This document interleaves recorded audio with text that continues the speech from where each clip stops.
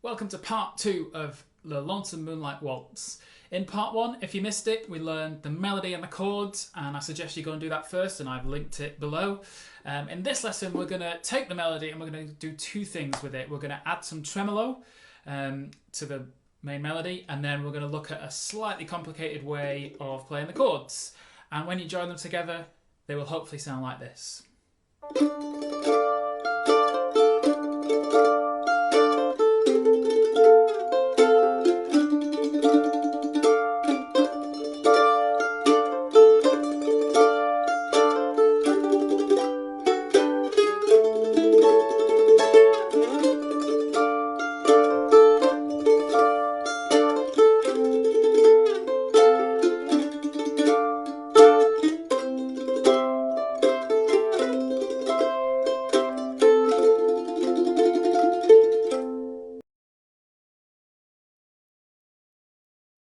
Tremolo is sort of what the mandolin was built for. It's one of the reasons we have two strings, so we can explain to everyone that the mandolin is the Godfather theme tune. So it's quite important that everyone who plays mandolin can have some attempt at tremolo. It doesn't have to all sound perfect. It's just kind of some fundamentals are the same. So I'm going to hopefully talk you through the main points to remember when you're trying to play tremolo.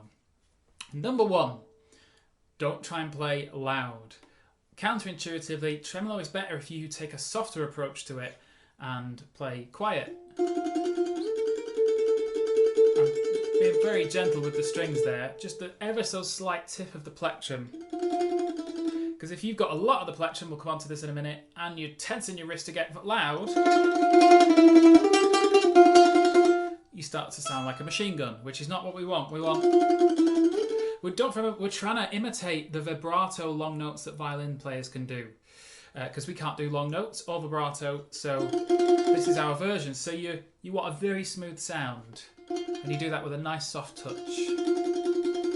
You're also allowed to do it with your arm. A lot of mandolin is in your wrist, but you can kind of join them together and get a bit of, you see my arm, rather than, it's not just my wrist, it's my arm as well. The second thing is you're not trying to hit the string with the full face of the plectrum. If you are, you'll hear that sound. You're just hearing the full face of the plectrum hitting the string. What you actually want to hit it with is the side here, this kind of edge. You kind of see coming at it like that, so that you've only got a small amount of plastic actually hitting the plectrum. So if I kind of turn it around there, you can kind of see how the plectrum is sitting against the string there. It's not flat like this. It's kind of at that angle. And you find you don't have to work anywhere near as hard. So that's angled. And then if I do it straight, you can hear how individual the notes are. It's so much harder, whereas just angle your plectrum. A nice angled plectrum makes everything a little bit easier. And then the final thing is to not think of tremolo as a binary on and off concept. You need to take like a measured approach. You need to enter, raise the volume, and then plan your exit strategy. So we don't, if I was to say Lonesome Moonlight Waltz, we don't want to go, so it's not on and then off.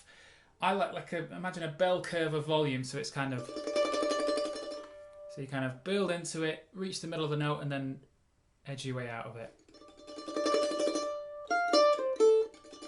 So you give yourself a few ups and downs to get your eye in almost. So those are my 3 main things. Don't try and play too loud. Play with the edge of your plectrum, and kind of a nice bell curve of volume.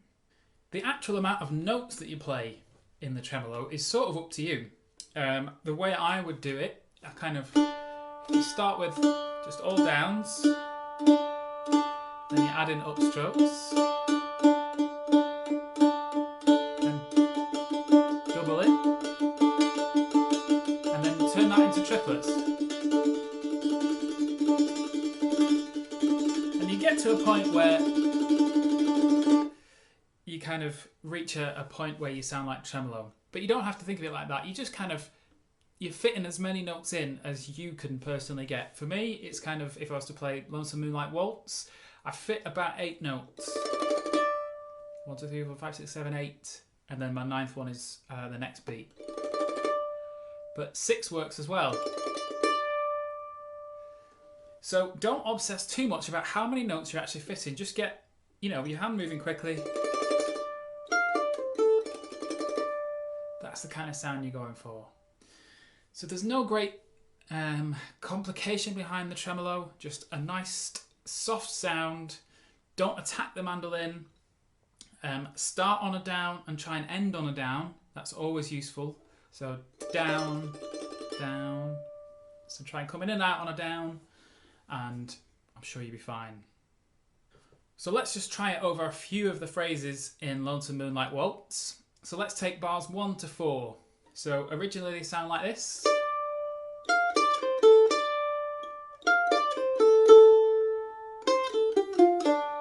So there's quite some good gaps to add it in there.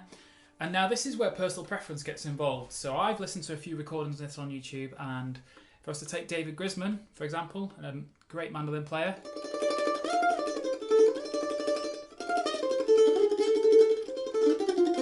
he does the whole thing tremolo. Totally fine, absolutely nothing wrong with that. Personally, I like to just keep it to the long notes in the phrase. So my version would be this.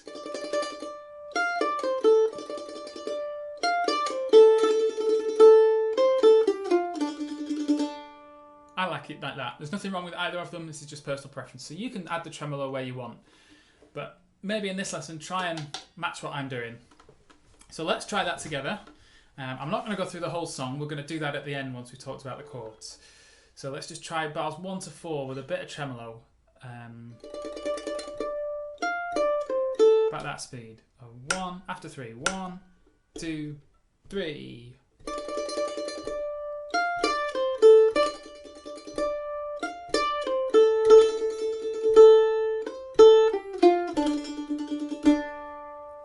Try that one more time. 1, 2, 3.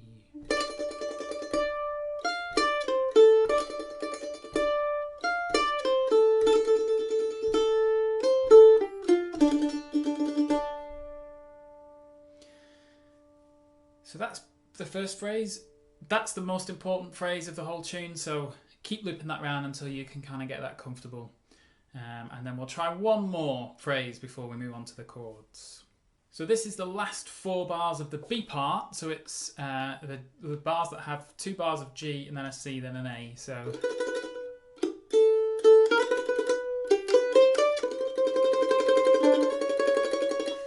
and I want to do it on this because you have that big long C natural there to a C sharp, so you can really kind of get into your tremolo. So this is bars 5 to 8 of the B part. We'll try it again together after 3. Again, loop it round until you get it right. 1, 2, 3.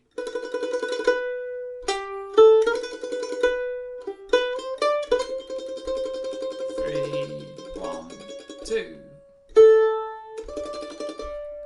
Okay, let's try that one more time. 1, 2, 3.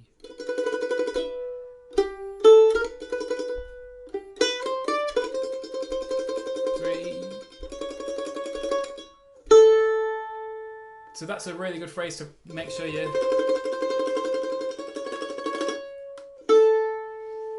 And like I said, that I'm, you know, you can hear in the individual notes on my tremolo, but it's still doing the right job.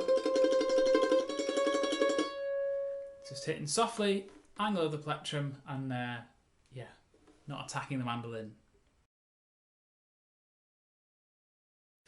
Before we dive in and play round the tune a few times so you can practice your tremolo, I just want to mention another way of playing the chords. In part 1 we just did the chords down here, whereas I want to show you a different way of thinking about these. And the whole chords can be built off this shape, this A minor shape. So it's 2, 2, 3, 5, and then you can make it A major just by swapping your 3rd and 4th finger to 2, 2, 4, 5. So the whole chord progression can be built off that principle. And the principle is, if I hold my hand up here, you've got your little finger is on an A. And then if your middle finger is down, it's an A minor. If your third finger is down, it's an A major. So all you need to worry about is what your little finger's on and which finger this is down, and then you've got your chord. So you can now play any minor or major chord on the mandolin. So someone said I need a D flat minor. We'd just find D flat for your little finger, and then minor, so we need our second finger. There's D flat minor. If someone said I need a B major, you just find little finger on the B there, and major, so we put that finger down. So you can do all the way up the neck, but this also applies if you move your fingers over as well. So let's say we needed an E minor, so your little finger could go on the E here and minor there. So just off that one shape, moving it all around the fretboard, you can build all of your chords. So in this song, we have D minor, F, C, G, A, and B flat. And we're going to build all of those chords off that shape. So let's start with our main one, which is D minor. And there's two versions of D minor. So if we start from always go from this A minor chord. This is our starting point. So we need our little finger on a D. So the easiest option is just to move it over here. So you've got your little finger on a D here on the 5th fret of the A string, and then minor, so your second finger's down. The other one is way up here. So if we go back to our A minor, and we move this all the way down to our little fingers on the D there. So there's a second D minor.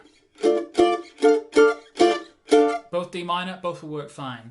For this song, I want you to try and use this high D minor. So 7, 7, 8, 10. Quite like the sound of that. And then we can look through the rest. So F, I want you to try and use this F. So we've moved our hand over.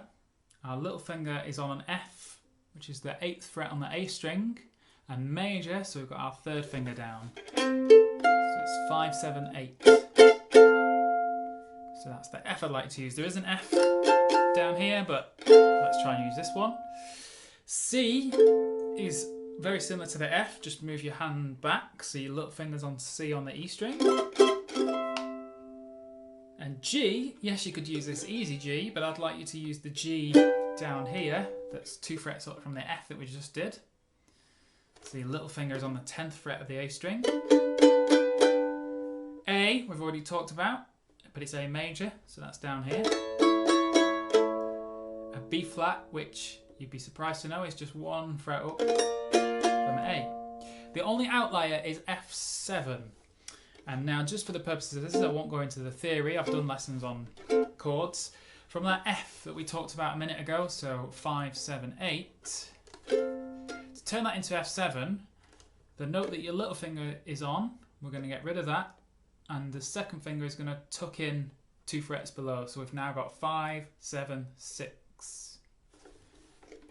And in this song, you go from F to F7, so your first and third fingers stay on the frets and your second finger goes on the A string. So you're just swapping between little finger and third finger like that, second finger like that. That's all you're doing to get between F and F7. So there's our chords. D minor, F, C, G, A, B flat, and our straight F7. So, next we need to talk about the rhythms. In part 1, like the simple chords, I made you play the simple rhythm, just the kind of bass drum pattern. Which sounds nice, but I want you to make it more interesting, so we're going to add some upstrokes. It's kind of keeping the principle of bass strum. We're going to do it on this D minor that we talked about. So, 3 different rhythms. The first one is just the original bass strum. That still works. And then the next one, rhythm 2, you can add an upstroke at the end of the bar. So you can hear that upstroke there. So it's on the and of 3. 1, 2, 3, and 1, 2, 3. And then then the other one, the final one, adds another upstroke but on the end of 1. So,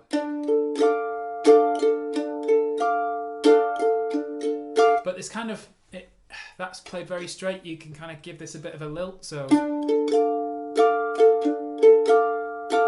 but like almost like the dotted. 1 and 2, 3 and 1 and 2, 3 and 1. I think that's the most common I use. Down, up, down, down, up. And I'm not being too accurate with what notes I'm playing either. But I've still got the 2 strums in there on 2 and 3. 2, 3, 2, 3. So nice and relaxed with your right hand. Still got that bass strum going through it, but then you've got some added upstrokes in there as well. And which one you use is up to you.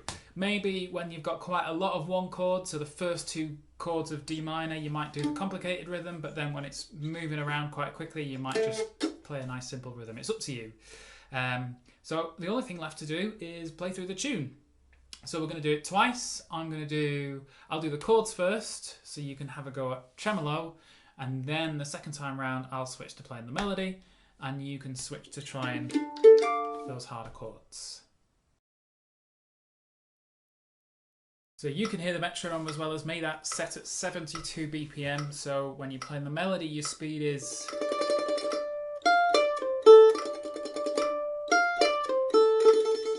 and when you're playing chords, it's... So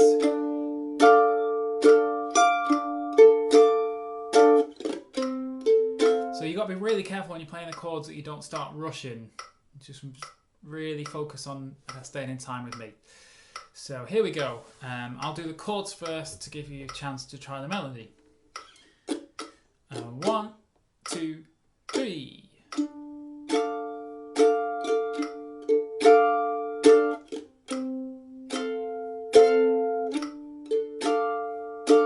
Second line. Here's the G.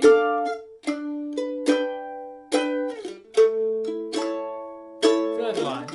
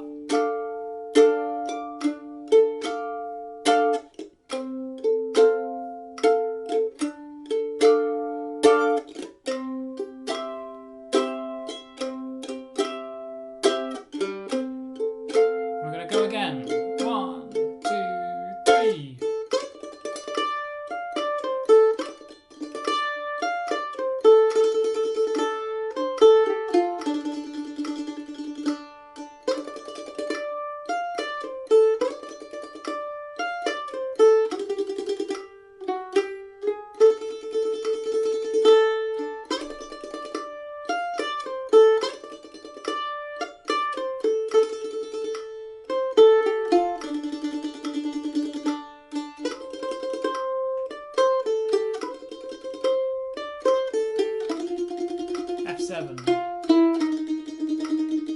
B part,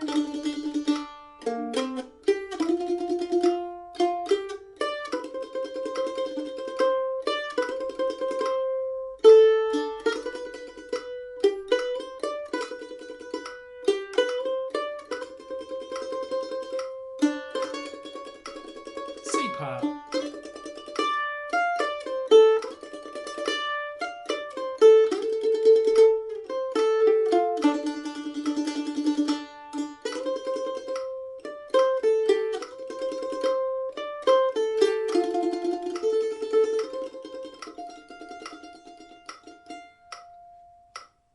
Hopefully you made it to the end of that tune along with me. If you struggled, then try it again and do the same as me. So do the chords first and then the melody. Don't forget YouTube has a slow down function here on that cog. So if that was too quick, you can slow me down. If you have any questions, then head over to mandolin.com and drop me a message. Please hit subscribe while you're here if you've enjoyed what we've done, because you get free lessons every month. Everything we've talked about is in the tab link below. Thanks for watching, and we'll see you next month.